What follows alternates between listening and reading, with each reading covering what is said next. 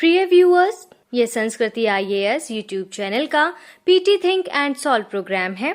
इस प्रोग्राम के अंतर्गत प्रत्येक दिन यूपीएससी और स्टेट पीसीएस से संबंधित 5 प्रश्न व्याख्या सहित उत्तर के साथ दिए जाएंगे।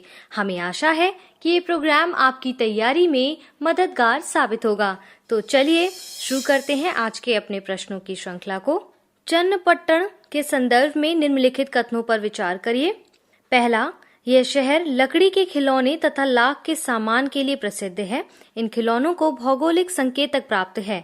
दूसरा, इसे टाउन ऑफ टॉयज के नाम से जाना जाता है। तीसरा, चन्नपट्टण में लकड़ी के खिलौने बनाने की कला टीपू सुल्तान के शासनकाल से प्रारंभ हुई थी। उपरोक्त में से कौन से कथन सही है? ए केवल 1, बी केवल 2 और 3, सी केवल 1 और 2, डी उपयुक्त सभी।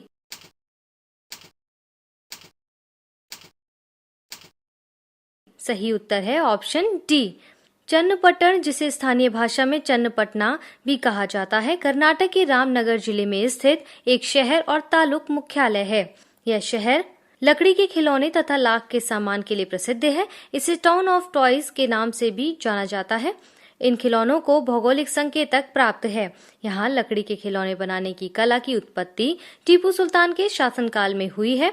उसने स्थानीय कारीगरों को प्रशिक्षित करने के लिए फारस के कारीगरों को आमंत्रित किया था। इस प्रकार उपरोक्त सभी कथन सही हैं, इसलिए इसका सही उत्तर है ऑप्शन डी।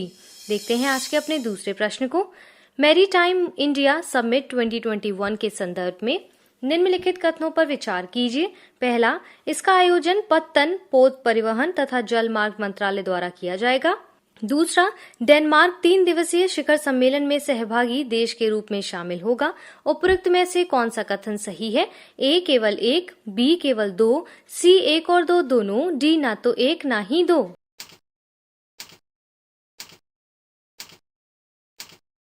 सही उत्तर है ऑप्शन सी।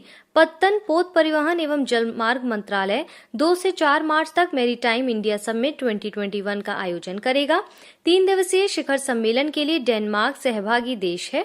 इस शिखर सम्मेलन में अगले दशक के लिए भारत में समुद्री क्षेत्र से संबंधित रोड मैप तैयार करने के साथ साथ वैश्विक समुद्री क्षेत्र में भारत को आगे बढ़ाने हेतु प्रयास किया जाएगा। कई देशों के प्रतिष्ठित वक्ता इस शिखर सम्मेलन में भाग लेंगे तथा भारतीय समुद्री क्षेत्र में संभावित व्यावसायिक अवसरों तथा निवेश का अनुमान लगाएंगे। इस प्रकार उपरोक्त कथन 1 और 2 दोनों सही है, इसलिए इसका सही उत्तर है ऑप्शन सी। देखते हैं आज के अपने तीसरे प्रश्न को। वित्तीय कार्रवाई कार्यबल यानी एफएटीएफ के संदर्भ में निम्नलिखित कथनों पर विचार कीजिए। पहला, यह एक अंतर सरकारी निकाय है जिसे वर्ष 1989 में धन शोधन, आतंक वित्त पोषण तथा अन्य संबंधित खतरों से निपटने के उद्देश्य से गठित किया गया था। दूसरा, एफएटीएफ में सदस्य के रूप में 37 देश तथा 2 क्षेत्रीय संगठन शामिल हैं। तीसरा, उत्तर कोरिया तथा ईरान इसकी ग्रे लिस्ट में शामिल है। उपरोक्त में से कौन से कथन सही नहीं है? ए केवल 2, बी केवल 3, सी केवल 1 और 3, डी उपरोक्त में से कोई नहीं।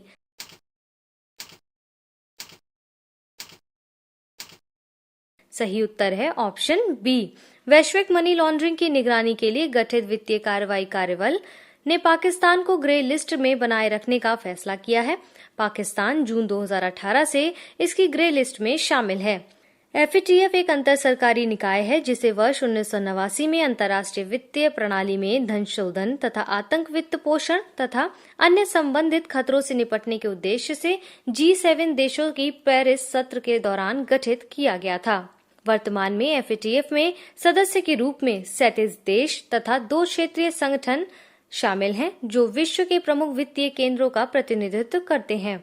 यह अवैध गतिविधियों के कारण समाज को होने वाली हानि को रोकने के लिए अंतर्राष्ट्रीय मानक निर्धारित करता है। एफएटीएफ के अंतर्गत धन शोधन तथा आतंक वित्त पोषण जैसे मामलों पर अंकुश लगाने में विफल देशों को ग्रे लिस्ट में शामिल किया जाता है। ब्लैक लिस्ट में उन देशों को शामिल किया जाता है जिन्हें अंतर्राष्ट्रीय वित्तीय संस्थानों द्वारा वित्तीय सहायता पर रोक लगा दी जाती है। इनमें उत्तर कोरिया, ईरान आदि देश शामिल हैं। इस प्रकार कथन 1 और 2 दोनों सही हैं, जबकि कथन 3 गलत है, इसलिए इसका सही उत्तर होगा ऑप्शन बी। देखते हैं आज के अपने चौथे प्रश्न को। निम्नलिखित कथनों पर विचार कीजिए। पहला, global association of physician of Indian origin एक गैर लाभकारी संगठन है। दूसरा, इसका उद्देश्य विश्व भर में कार्यरत भारतीय मूल के चिकित्सकों को पेशेवर रूप से एक प्लेटफॉर्म पर संगठित करना है। उपरोक्त में से कौन से कथन सही हैं? ए केवल एक, बी केवल दो, सी एक और दो दोनों, डी ना तो एक ना ही दो।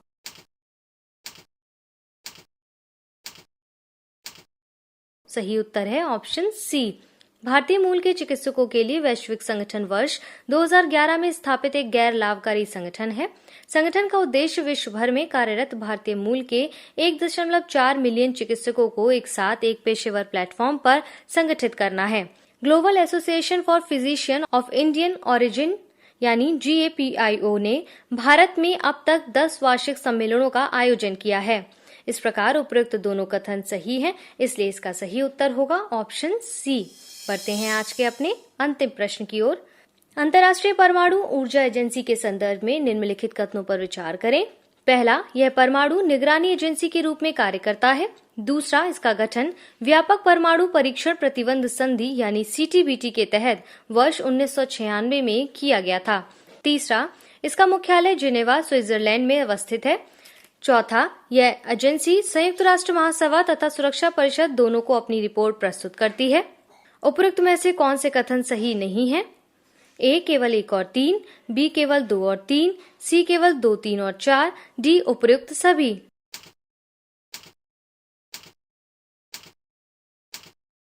सही उत्तर है ऑप्शन बी। अंतर्राष्ट्रीय परमाणु ऊर्जा एजेंसी एक अंतर्राष्ट्रीय संगठन है जो संयुक्त राष्ट्र की विशेषीकृत परमाणु निगरानी एजेंसी के रूप में कार्य करती है। इसे वर्ष 1970 की परमाणु अप्रसार संधि के सिद्धांतों को बनाए रखने का कार्य सौंपा गया है। यह परमाणु प्रौद्योगिकी के सुरक्षित और शांतिपूर्ण उपयोग को बढ़ावा देने का कार्य करती है तथा किसी भी सैन्य उद्देश्य के लिए परमाणु हथियारों के उपयोग पर प्रतिबंध लगाती है। 29 जुलाई 1957 को इसे एक स्वायत्त एजेंसी के रूप में गठित किया गया था। इसका मुख्यालय ऑस्ट्रिया के वियना में है। यह एजेंसी अपनी रिपोर्ट संयुक्त राष्ट्र महासभा तथा सुरक्षा परिषद दोनों को प्रस्तुत करती है। इस प्रकार कथन 1 और 4 सही है, जबकि कथन 2 और 3 गलत है, इसलिए इसका सही उत्तर होगा ऑप्शन बी।